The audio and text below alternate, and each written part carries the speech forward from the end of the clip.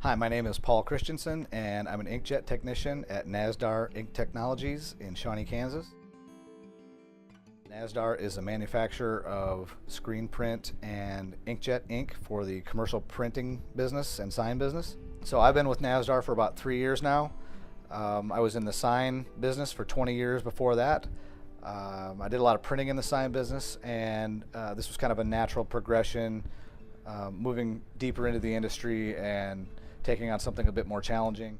I really like my job. I do a lot of traveling. I go around the country from Florida to California, Texas, Ohio.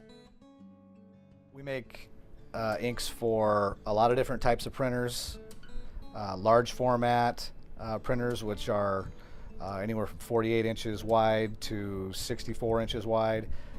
Large format printers print things like banners, decals for car wraps, things of that nature. Also flatbed printers, which can print on anything from a phone case to a guitar case to the guitar itself. Typically rigid materials and flat materials. And generally when we travel to a printer, they're some of the largest print groups in the country, and we can spend anywhere from 3 to 5 days just putting ink in their printer and making sure they print correct color.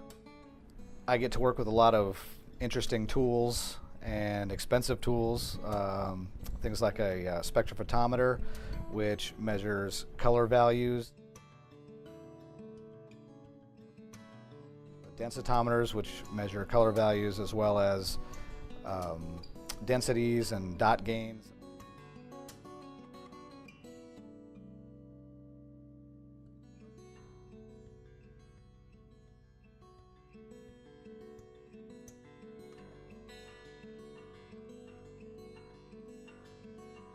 Also a radiometer, which measures UV light. A lot of the inks we make at NASDAR are UV curable, which means they need to come in contact with UV lighting, high intensity UV lighting, which essentially cures or dries the ink.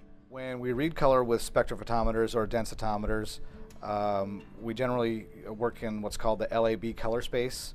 That means it's a 3-axis sphere, essentially, where the top to bottom axis is white to black, and that's the L, stands for lightness.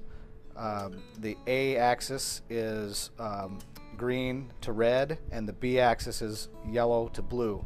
So when we assign a 3-digit number, say 50, 25, negative 40, that is an exact point in that sphere that anyone, anywhere, can identify using the LAB color space. We call it device independent because anyone should be able to find that color. It's the same color for everybody. I'm Paul Christensen, and this was Tech Time.